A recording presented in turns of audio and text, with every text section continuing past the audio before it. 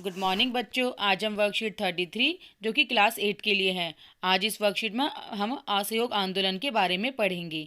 आइए चलिए देखते हैं हमें इस वर्कशीट में आज क्या क्या दिया। शीट में हमें असहयोग आंदोलन के तरीके बताए गए हैं और लोगों ने गांधी जी द्वारा चलाए गए आंदोलनों को क्या क्या अपने अर्थ में लिया, और अंत में हम प्रश्न उत्तर पर चर्चा करेंगे।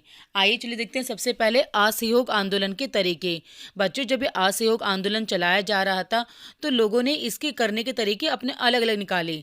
जैसे कि शहरों में विदेशी कपड़ों की होली जलाई गई कि कोई भी अंग्रेजों के बने कपड़ों का प्रयोग नहीं करेगा और देश में बने वस्तुओं का ही प्रयोग करेगा।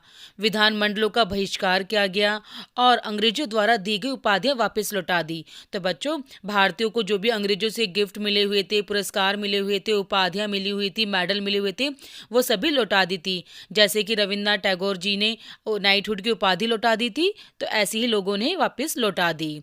और वकीलों ने वकालत करनी छोड़ दी, यानी कि कोर्ट में जाना बंद कर दिया। और यहाँ तक कि बच्चों, विद्यार्थियों द्वारा सरकारी स्कूल और कॉलेज का बहिष्कार किया गया। सभी ने सरकारी स्कूल कॉलेजों में जाना छोड़ दिया।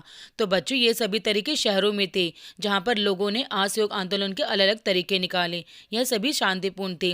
लेकिन कई जगह पर क्या हुआ, इस आंदोलन को करने के लोगों ने अपने अपने नए अर्थ निकाले, जो कि हम इस प्रकार देखते हैं। गांधी जी के आह्वान का समाज के विभिन्न वर्गों और समूहों ने अपने हिसाब से अर्थ निकाले। जब गांधी जी ने कहा कि असहयोग आंदोलन करेंगे तो लोगों ने इसका अर्थ अपने अलग अलग तरीके से निकाला। जैसे कि खेड़ा में गुजरात में पाटीदार किसानों ने अंग्रेजों द्वारा थोपे गए भारी लगान के खिलाफ अहिंसक आंदोलन चलाया, यानी शांतिपूर्ण तरीके से चलाया बच्चों। और तटीय आंध्र प्रदेश, यानी जो गुड़ेम की पहाड़ियों में आंदोलन हो रहा था। तमिलनाडु के भीतरी भागों में शराब की दुकानों क्या की गई, घेराबंदी की गई, यानी उनको बंद कर दिया गया। आंध्र प्रदेश के गुंटूर जिले में आदिवासी लोगों ने और गरीब किसानों ने बहुत सारे वन सत्याग्रह किए, यानी वनों में जाकर काम करना शुरू किया। उन्हें इन लोगों को यकीन था कि गांधी जी उन पर लगे जो टैक्स था उनको कम करा देंगे। कर का मतलब क्या होता है, टैक्स होता है।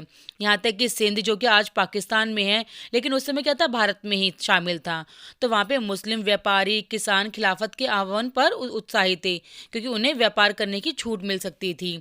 और आप जानते हो, पश्चिम बंगाल में खिलाफत आंदोलन के गठबंधन से जबरदस्त सांप्रदायिक एकता को जन्म दिया, यानी सभी हिंदू मुस्लिम क्या हो गए, एक हो गए इस आंदोलन में। पंजाब में सिखों के अकाली आंदोलन ने अंग्रेजों की सहायता से गुरुद्वारे में जमे बैठे जो भ्रष्ट महंत थे उनको हटा दिया गया, क्योंकि बच्चों जलियांवाला बाग हत्याकांड भी तो पंजाब में हुआ था, तो इसीलिए पंजाब में भी इसका प्रभाव दिखा।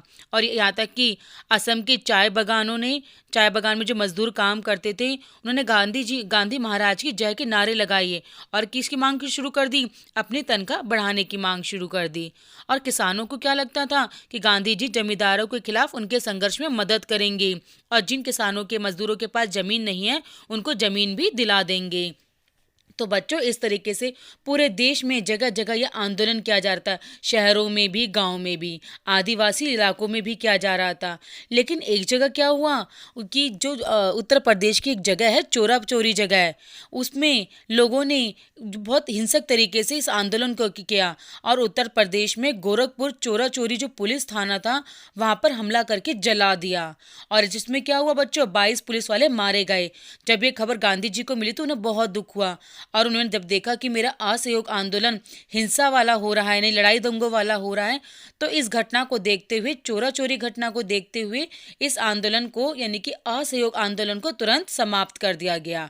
तो बच्चों, चोरी चोरा घटना को देखते हुए असहयोग आंदोलन को समाप्त कर दिया गया। तो इस प्रकार इस आंदोलन की शुरुआत भी हुई और इसका अंत भी हुआ।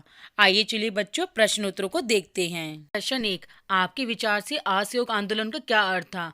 तो बच्चों, हमारे हिसाब से असहयोग आंदोलन का अर्थ था कि अंग्रेजी सरकार का सहयोग ना करना, लेकिन इसमें कोई भी प्रकार की हिंसा ना करना, केवल शांतिपूर्ण तरीके से ही विरोध प्रदर्शन को करना था।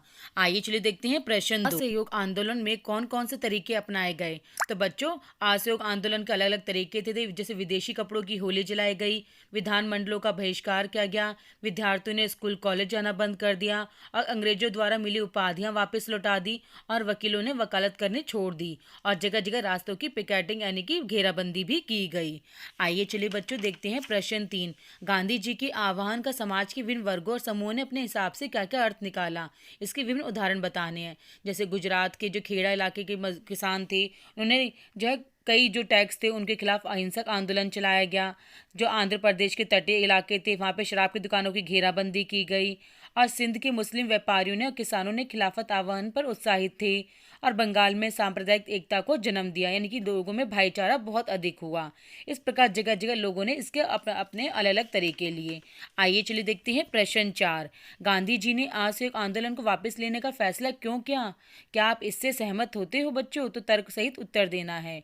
तो बच्चों जब गांधी जी ने देखा कि गांधी जी वैसे तो हिंसा के सख्त खिलाफ थे, लेकिन उन्होंने जब देखा कि उत्तर प्रदेश में गोरखपुर जिले में चोरा चोरी नामक स्थान पर एक लोगों की भीड़ ने पुलिस थाने पर हमला कर दिया और उसे जला दिया, जिसमें कि 22 पुलिस वाले जिंदा जल गए यानी कि मारे गए। तो गांधी जी ने देखा कि जब उनका आंदोलन अहिंसा के रास्ते से हटकर हिंसात्मक जा रहा है तो उन्होंने इस घटना को देखते हुए अपना आंदोलन तुरंत बंद कर दिया। और बच्चों मेरे अनुसार बिल्कुल सही था। हमें कोई भी आंदोलन कोई भी लड़ाई जो है लड़ाई हिंसात्मक नहीं करनी चाहिए, शांतिपूर्ण तरीके से अपनी बात रखनी चाहिए। आप बच्चों इस प्रकार इस वीडियो के माध्यम से आपको असहयोग आंदोलन के बारे में समझाने की कोशिश की गई है। अगर आपको हमारी वीडियो पसंद आए समझ आए तो इसे लाइक और सब्सक्राइब जरूर करें। Thank you.